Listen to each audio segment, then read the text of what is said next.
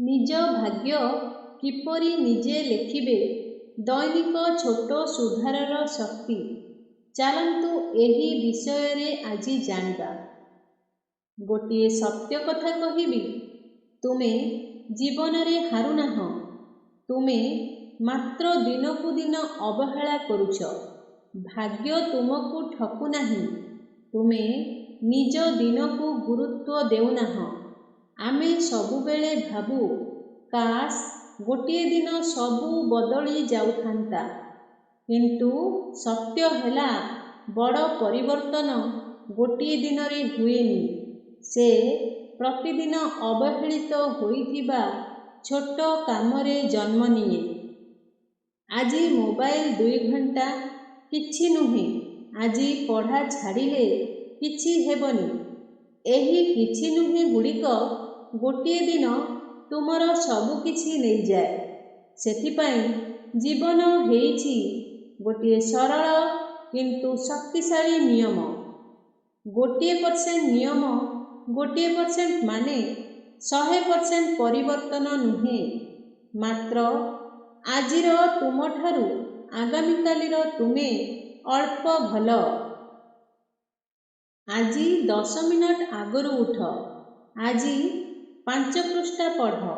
ଆଜି ଗୋଟିଏ ନେଗେଟିଭ୍ ଚିନ୍ତାକୁ ଅଟକାଅ। ଆଜି ଗୋଟିଏ ଖରାପ ଅଭ୍ୟାସକୁ ଛାଡ଼ିଦିଅ। ଛୋଟ ଲାଗୁଛି, ଏହି ଛୋଟ କାମ ମାନେ ହିଁ ଭାଗ୍ୟର ଇଟା। ଗୋଟିଏ ପୁଅ ଥିଲା, ନା ସେ ଟପର, ନା ସେ ଧନୀ, ନା ସେ କାହାରି ଆଶା।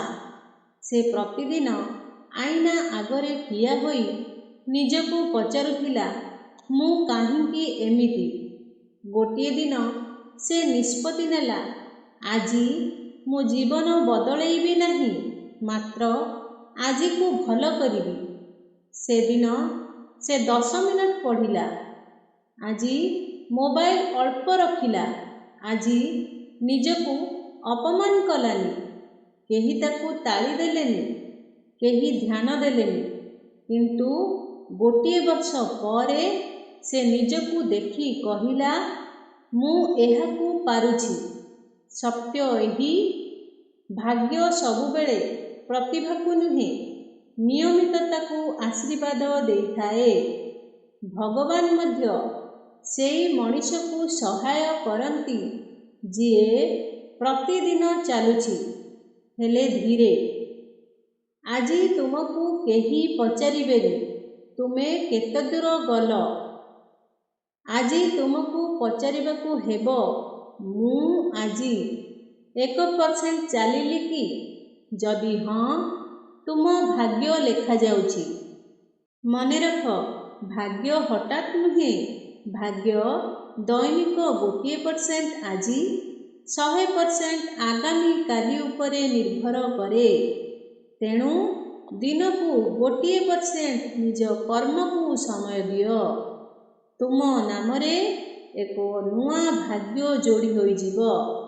ଯଦି ଏହି ଭିଡ଼ିଓଟି ଆପଣମାନଙ୍କୁ ଭଲ ଲାଗିଥାଏ, ଭିଡ଼ିଓଟିକୁ ଲାଇକ୍ କରି ଚ୍ୟାନେଲକୁ ସବସ୍କ୍ରାଇବ୍ କରନ୍ତୁ ଏବଂ ପାଖରେ ଥିବା ବେଲ୍ ବଟନଟି ପ୍ରେସ୍ କରିଦିଅନ୍ତୁ, ଯାହାଦ୍ୱାରା ଆମର ଭିଡ଼ିଓ ଅପଲୋଡ଼ ହେଲେ ସର୍ବପ୍ରଥମେ ଆପଣ ନୋଟିଫିକେସନ୍ ପାଇପାରିବେ। ଏହିଭଳି ନୂଆ ନୂଆ ଭିଡ଼ିଓ ଦେଖିବା ପାଇଁ ଆମ ଚ୍ୟାନେଲ ସହିତ ଯୋଡ଼ି ହୋଇ ରୁହନ୍ତୁ। ସେ ପର୍ଯ୍ୟନ୍ତ ବିଦାୟ ଦିଅନ୍ତୁ। ଜୟ ଜଗନ୍ନାଥ। ଧନ୍ୟବାଦ।